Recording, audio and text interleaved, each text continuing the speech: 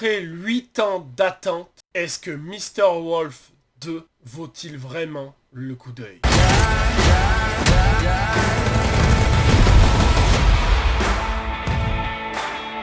Avant de commencer, je me présente, je suis Gwen, créateur de Gwen Balance CNews. Me voilà sur ma chaîne YouTube pour vous parler du fameux Mr. Wolf 2 qui malheureusement est sorti directement sur Prime Video au lieu de sortir au cinéma. Allez, on en parle tout de suite.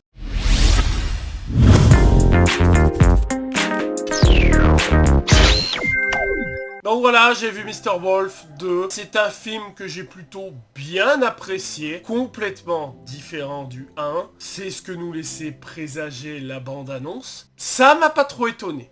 On va dire que c'est plus un road trip avec son frère Braxt, mais on va revenir dessus.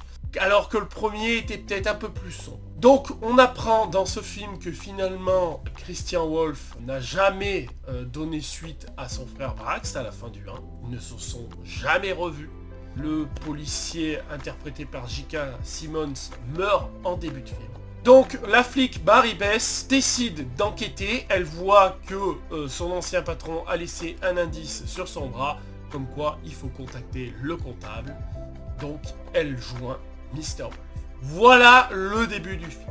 Et bien évidemment, Christian va avoir besoin de son frère. Franchement, moi j'ai adoré. Voilà, moi ça m'a fait plaisir de les revoir, que ça soit Ben Affleck dans le rôle de Christian Wolf, dans le rôle de l'autiste très intelligent et très violent. J'ai adoré le premier film, je vous l'avais déjà dit. Dans celui-là, il est un peu différent, mais je vais expliquer pourquoi. Mais j'ai adoré le revoir. Brax, John Berthold, perfecto, on le voit plus du coup dans cet épisode. Donc nickel, Mary Bess, parfaite. On a Daniela Pineda, qu'on a connu dans la série Cowboy Bebop, qui est présente en tueur à gages. On la voit pas beaucoup, mais faut avouer une chose, elle est très très charismatique. Donc franchement, très très bon perso. Franchement, nickel. L'enquête par rapport à un enfant kidnappé par le cartel est prenante. Il y a quand même des éléments scénaristiques qui nous surprennent. On s'attend pas à tout. Franchement, le déroulement de l'histoire, même avec Mary Bess qui est avec Mr. Wolf et Brax, se déroule bien. Il y a une bonne alchimie entre les trois. Il y a une très bonne alchimie entre Ben Affleck et Brax. Donc franchement, c'est plaisant à voir. Cette enquête de cartel, c'est nickel. Après les méchants, les seconds couteaux, du méchant et du second couteau qu'on a l'habitude de voir dans les films d'action. Ça passe. Alors pourquoi Mr. Wolf, Christian, le comptable, ce que vous voulez, pourquoi le rôle interprété par Ben Affleck est différent?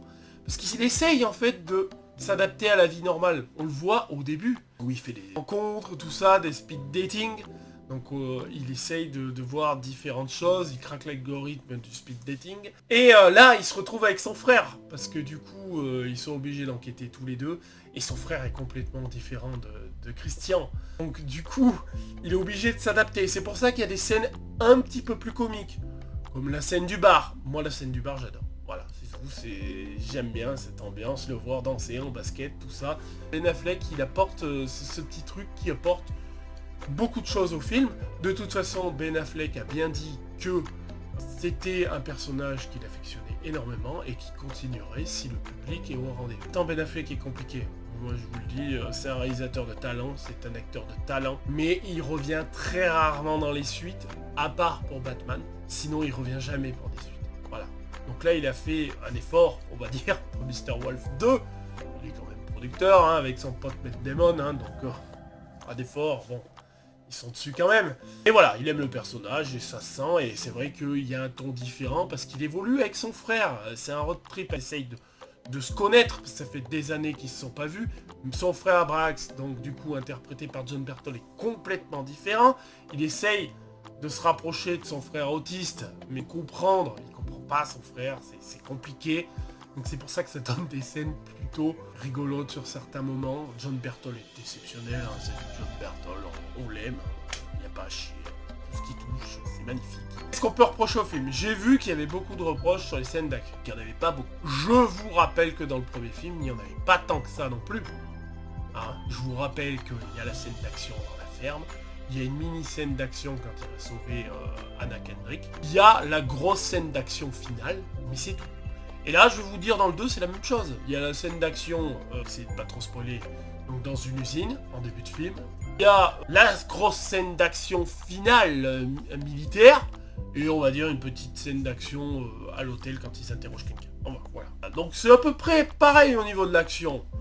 Peut-être que dans le 1, il y a un peu plus d'action par rapport à la ferme, où il y avait du one-one. Peut-être. Moi, ce qui m'a peut-être un peu dérangé, je vais dire, c'est qu'on met moins l'intellect de Mr. Wolf dans le film. Dans le 1, on le voyait beaucoup réfléchir, donc faire tout son tableau de compta là, par rapport à l'entreprise qu'il avait embauchée. On voyait qu'il était super intelligent. Là, un petit peu moins. Il utilise beaucoup Justine, du coup, son amie d'enfance qui fait partie du centre, qui, elle, par contre, on en apprend un peu plus sur elle, hein, donc c'est la fameuse voix qui le guide au téléphone. Elle a embauché des gamins du centre qui aident tout le temps Christian. Il demande beaucoup de choses à eux et finalement ça le baisse un peu. Je trouve ça dommage. Après ça se rattrape avec l'action, hein, parce qu'il est toujours aussi fort par contre avec une arme. Hein. Là, il n'y a pas de souci. Donc moi, c'est un film que j'ai apprécié. Par contre, je suis déçu de ne pas l'avoir vu au cinéma. Je n'en démordrai pas. Il y en a qui sont contents de le voir en streaming. D'ailleurs, il y a même un haters sur ma vidéo où je disais que malheureusement il n'allait pas sortir au cinéma, qui lui est super heureux. Bah, tant mieux pour toi. D'ailleurs, après tous les messages mauvais que tu m'as envoyés, je vais prendre le temps de te répondre en vidéo. C'était promis sur cette chaîne. Quand il y a un commentaire qui est intéressant ou qui m'attaque par rapport à des choses, je prends le temps de vous répondre. Donc je vais te répondre, il n'y a pas de souci. Oui, donc je suis fortement déçu de ne pas l'avoir vu au cinéma. Je suis désolé, la scène d'action où il est avec son frère, en mode, on va dire militaire, hein, pour pas trop spoiler, ça j'aurais voulu le voir au cinéma. Le son, l'image, sur grand écran. J'ai une grande télé, c'est pas le problème. Hein. Et voilà, rien ne remplacera le cinéma. Donc c'est dommage. Et il parle d'un 3e film et moi j'ai bien peur que ça soit ballot, hein, mais que ça se fasse pas. Hein. Je vois pas, le 2 a pas marché tant que ça aux États-Unis alors que le premier avait super bien marché. Puis là l'avoir sorti directement sur Prime Video, je suis pas sûr que ça rentabilise le truc. À moins que sur Prime Video, ça a engrangé énormément. Et que du coup on pourra avoir le 3, surtout que le 3, ils sont en train de plancher dessus. Ils ont des idées. Le réalisateur a des idées, Ben Affleck a des idées. Ils sont en contact avec Anna Kendrick. Anna Kendrick est d'accord pour revenir. Et si le 3, c'était sa relation amoureuse avec Anna Kendrick, voilà, il se retrouve au bout de 10 ans, il est obligé de la sauver ou quelque chose dans ce style-là. Ça ferait peut-être un peu redondant par rapport à un. Ou elle est obligée de venir en son aide, je sais pas, quelque chose comme ça. Ça serait vraiment bien. Et que, voilà, on voit sa relation avec elle, alors que lui, il a du mal. Hein. Voilà. C'est pas un truc. Ça serait vraiment très bien. En tout cas, ce film m'a encore touché. Hein. C'est comme le premier, l'autisme, c'est quelque chose de vraiment intéressant qui prend quand même aux tripes. C'est dur pour ces gens-là, mais ils sont extrêmement intelligents et franchement, ils ont tout mon soutien.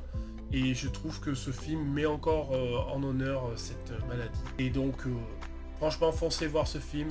Vous en pensez ce que vous en pensez. N'hésitez pas à le mettre en commentaire.